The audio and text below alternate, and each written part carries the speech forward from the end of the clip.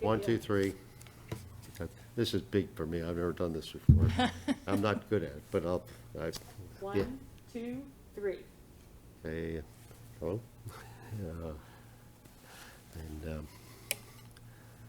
Good afternoon. Don Briggs, your mayor. Today is Wednesday, June 3rd, 2020. I'm joined today by Jennifer Clements, principal of Catoctin High School. Thank you for coming over, and it's a pleasure to have you here as a guest of the town, and we're looking forward to speaking to us. And first, I'm going to give a couple updates of where we are. As of this update, we're still working under Governor Hogan's April 24th Phase 1 of 3 stage recovery plan, Maryland Strong Roadmap to Recovery. This is always can be overridden a little bit by our county executive, and we're all waiting. We had a phone meeting this morning, myself and our town manager Willits, with the county executive and all other mayors, and we're waiting for a 4 o'clock press meeting with the governor. Again, we're in stage 1. Safer at Home advisory is still in force. In the state of Maryland, we have confirmed 54,982 cases, 2,519 deaths. That's up 45 deaths in a 24-hour period. Frederick County has 2,005 cases and 102 deaths, 7 probable related deaths. Our zip code 21727 zip code has 20 reported cases. Now that's up from 17 of 2 weeks ago. It's creeping up a bit, but the trend for the whole state is everything, hospitalizations, cases, are all trending down at this time. Churches are open, 50% occupancy is requested with mask and proper social distancing. Check with your local ministers. Thank you for your support of our local restaurants and our auto repair shops. With the restaurants, carryouts or buy gift certificates is really helping them out, and they're doing reasonably well. They are still closed with the exception for curbside pickup, but now allowed to have outdoor seating where capable and under certain health department conditions. We allow it in the village zone to have outdoor seating if you have the capability of doing it, but then you still have to have the health department sign off on that. The pool, we're having it started, and we're maintaining the pool with our management company, but right now we don't have the capability of opening it. It's 25% maximum of your pool surface, so we're looking at one time in the pool you could have 25 people, and we'd really like to get up to 50%, where we'd have about 55 people would be allowed in there. And again, there are all kinds of details, special arrangements have to be made for health department certification. Still pending. We're looking for mid-July. I have other things, I'll cover them, but I want to ask you, thank you for visiting with us today, and the last time you were here was last winter for the celebration of the state championship Catoctin High football team. Thank you for coming. I have a bunch of questions, but maybe you could tell us a little bit about your background, Ms. Clements. Sure, I'd be happy to. Thank you for having me. This is my first year as principal of Catoctin High School, and I couldn't be more proud to serve in that capacity. My family moved to Frederick County 5 years ago, so I spent the first 4 years here in Frederick County as an assistant principal down at TJ High School, and was very happy to get the call just about a year or so ago to the day to serve as the principal of Catoctin High School. And prior to that, I grew up in Howard County, was raised in Columbia, and spent my first 20 years in education working for the Howard County public school system until my family and I relocated here to Frederick County. Right. And you taught at TJ, or were you an administrator? I was an assistant principal at TJ. Oh, okay. Yep. or for about four? I was there for 4 years 4 before years, coming to wow. Catoctin. Yep. Well, it's a wonderful time to have you here, and I've got a couple of questions, if I may ask.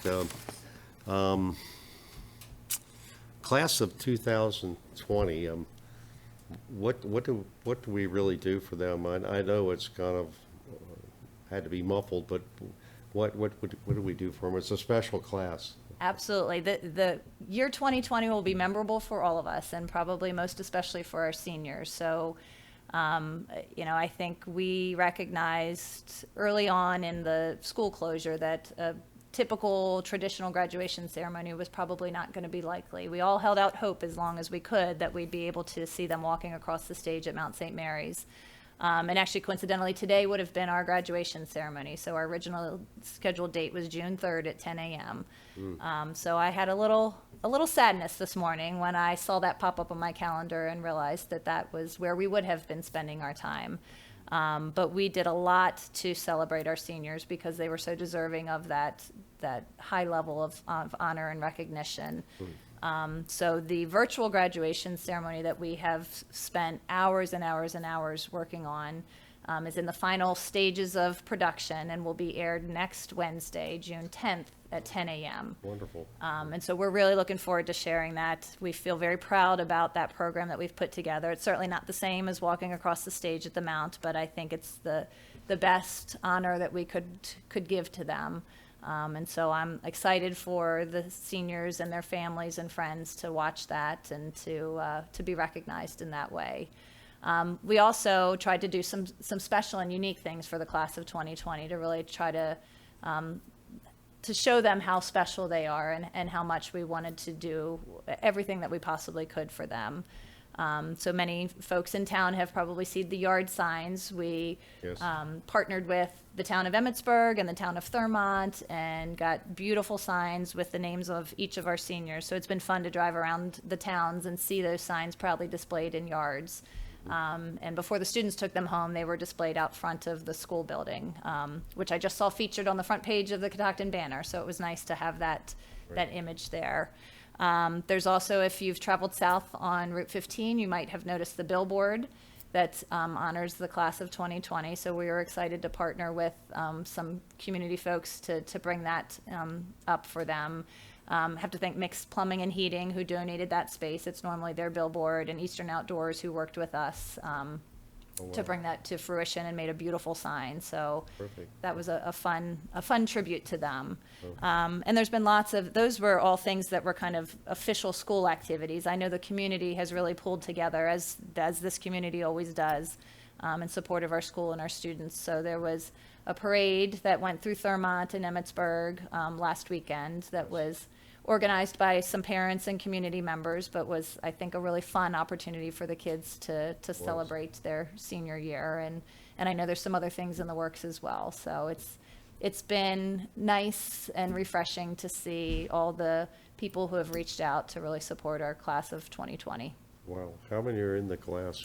We have 177 graduating seniors. Wow. Are any of them going in the service, military service? There are a few, yes, Okay. who, and some of whom will head out on those endeavors in the next couple weeks. So they will literally take their diplomas and run because they're heading into boot camp and other things. Oh, that's So, terrific. yeah, we're very proud of them and their service. We have lots of others going on to FCC, many others going to four-year colleges. So we've got kids with great plans and great aspirations, and we are excited for them and feel confident that they're well prepared with the education that they got at Catoctin.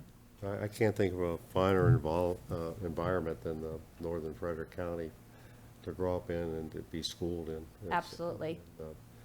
Every time you're down at the campus down there, you're reminded of the outdoors. You just run into it, every beautiful views and everything. Absolutely. I happened to be walking out to the stadium before one of our football games at the same time as the visiting team was walking out, and one of their players just kind of stopped and said, "Wow, it really is beautiful here," as they took in the view as you walk into the stadium. And if it catches the attention of a high school football player, you know it's beautiful.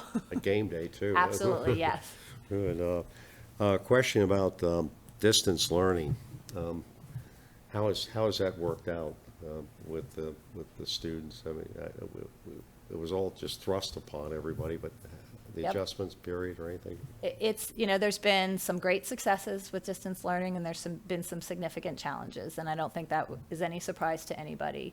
I think it's a great testament to the infrastructure of the school system and to the strength of our teachers that we were able to get it up and running so quickly. We were 2 weeks into the school closure when we started distance learning, and it was rocky a little bit at the start, and there were some obstacles we had to overcome. But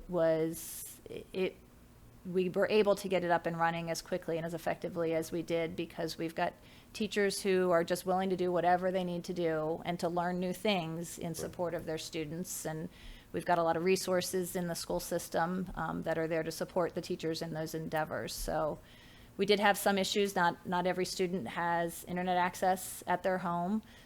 So the school system invested in hotspots and ensured that every student that could get access at their homes had the tools that they needed, whether it be a hotspot to provide that internet access or a Chromebook or some other device. Now, the nature of our particular communities, there's a few places that even with a hotspot don't have internet access. So then we had to go to Plan B and Plan C and Plan D, which was, to figure out a system to provide paper copies of work to students so that we could ensure that that barrier wouldn't interfere with our ability to continue to educate them. Well, very cool. It's terrific. Just a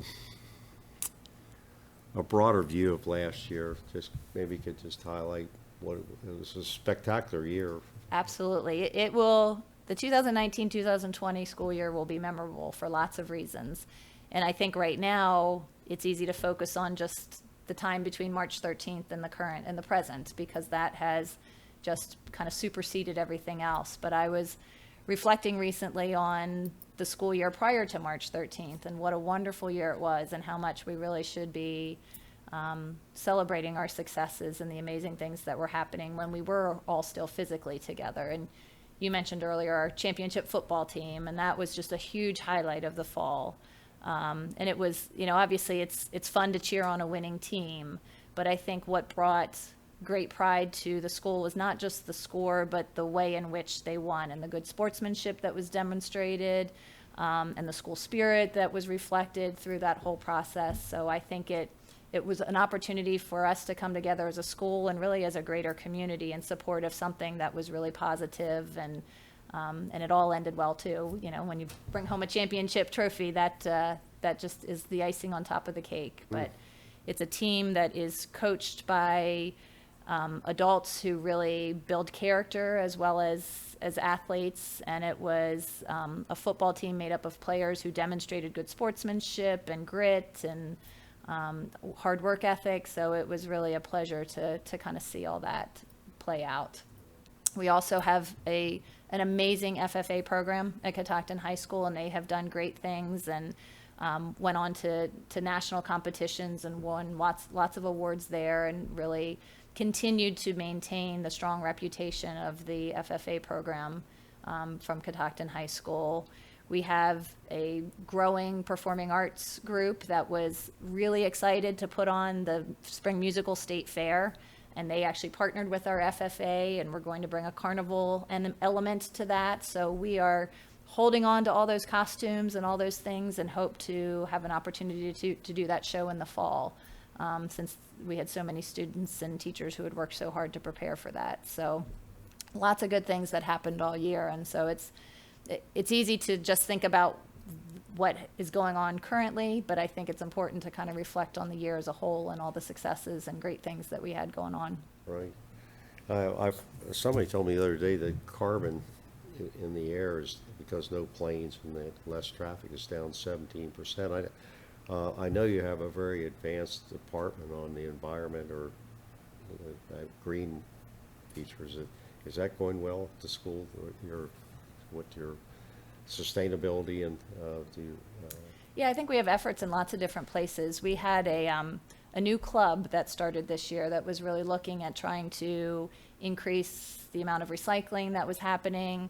They had some work going in a greenhouse that had kind of fallen out of use, and so there was a group of students who just got excited about that and kind of took on cleaning up the greenhouse, and they had planted lots of plants, which we kind of had to find new homes for when the school closure happened. Okay. And they had some visions of doing some planting on the school grounds, and so I hope that momentum will continue when we have the opportunity to come back and continue with some of that work.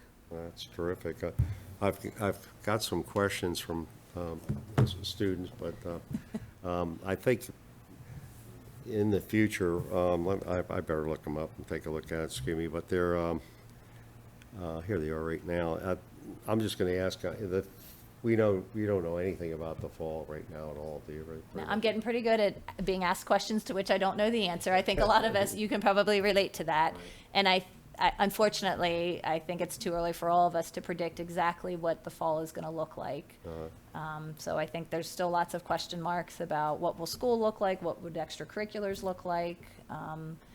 I know I would love to get back to as much of a normal school environment as we possibly can, and I'm certain the kids are hoping for that as well. And the only thing I can assure them of at this point is that we will do everything that we're allowed to do and that is safe to do at that point in time. And if we can't do the things we normally do, then we'll have to think creatively about what we can do to kind of fill in some of those gaps. That's very good. So that kind of addresses sports in the fall. There's no plan. Yeah, there's a lot of work going on at the state level. The MPSSAA is the body that oversees athletics for the state of Maryland. And I know that there's lots of work and talk going on by that group, but just no final decisions that have been made yet at this point. Okay, well, that probably answer everything else. They have something about dances and masks will be required in class and gym. And probably best thing is just if count on, maybe you might be online again in the fall right now. I hope you get back because they really need to aggregate and social development of working the together. social piece, and I don't think anything can quite replace the experience that kids have in classrooms when they're there to interact with each other and interact with the teacher in real time. But if that's not a possibility, then we've got lots of tools that we've started to use this year that we will be even better at using next year, and so we will make the best of whatever situation is afforded to us. Okay, well, thank you. I'm going to come right back to you. Sure. Thank you very much. Of course. Just a couple of things to cover here. The Main Street program, we're on a conference call this morning. We're going for an affiliate status, and everything seems to be rolling out. We'll probably address this with the town board at a August or September meeting.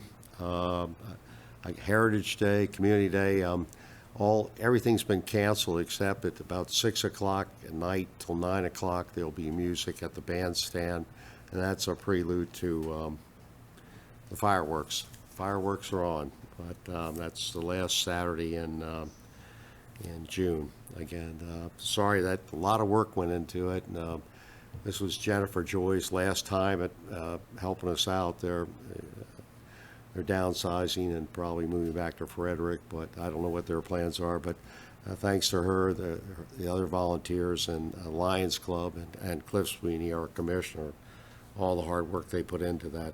The pool, again, we're looking for mid-July. Have a lot of things to work out, interpretations of what the number of people you can allow in and under what circumstances. So we're looking to mid-July for that. Disc golf, we're going to have our formal opening, grand opening, and tied in with Arbor Day celebration, which we pushed back from the spring till the last Saturday in September. So it's up and running, but it's not officially open. Heritage Day, Main Street, I think I've got all the things I really wanted to decide. Just one more, couple things. We did pass our town budget Monday night for 2021. Farmers Market will open June 26th. I'm sorry, I keep wanting to say July, but June 26th, we have so far 6 merchants, farmers who are going to help us out there. Yard waste collection, we had it last week. The next date is June 20th. It's 9 a.m. to noon. Only paper or recyclable bags will be accepted, no plastic bags. And that's the site is located on the east side of 15 on Creamery Road at our wastewater treatment plant. Bulk trash pickup is scheduled for Saturday, June 20th. Check town for postings. We still have grants, our micro grant program, and we're going to stay at this phase until June 9th, and then we'll, at that time, announce where we're going to go from there after that. Parks that are open, if you take your mask with you, if you're using the children's equipment, and bring your own sanitizers. We have a process we go through, but we just can't be there all the time. I haven't heard back from Phyllis Kelly, but best I know, food bank's good, supplied. Catoctin Pregnancy Center is open Monday and Friday 1 to 3 p.m. and Tuesday and Thursday 7 to 8. Jubilee's good. We have a lot of food being provided by Country Kitchen at Vigilant Hose, and the Frederick County Public School have their bus out at the Jubilee, 11:30 to 12:30. I'm going to just, I think we'll just take it there. Watch out for scams. I say that every time, but they love an environment like this where things are up and we're less in supply. Just be very careful, check everything out. I want to thank you for coming today, but do you have any final comments that you'd like to address, to tell the students or anything? I think I want to tell the students I miss them. It is definitely not the same without their smiling faces there every day. I miss seeing them walk through the front doors in the morning. Even if they were grumpy, it was still nice to see them in the mornings. And just a big thanks to the community. I have been impressed over and over all year, and certainly during this closure, about what an amazing community that our school is a part of, and just how much the community rallies when there's a need and finds a way to fill that need or to celebrate successes. And so I really appreciate the support of the community for our school. It doesn't happen that way in every place, and I think the Catoctin area is very special in that way. Well, thank you. But on behalf of the town, our residents, myself, our staff, and the commissioners, I want to thank you for taking the time to come here and re-welcome you to the community. It's a wonderful place, and you add a lot to it. Thank you very much. Thank you. It's my pleasure. Thank you. I think that ends our program, and we'll have something next week for you. We'll announce the guest at a later date. Thank you, everybody, for listening in.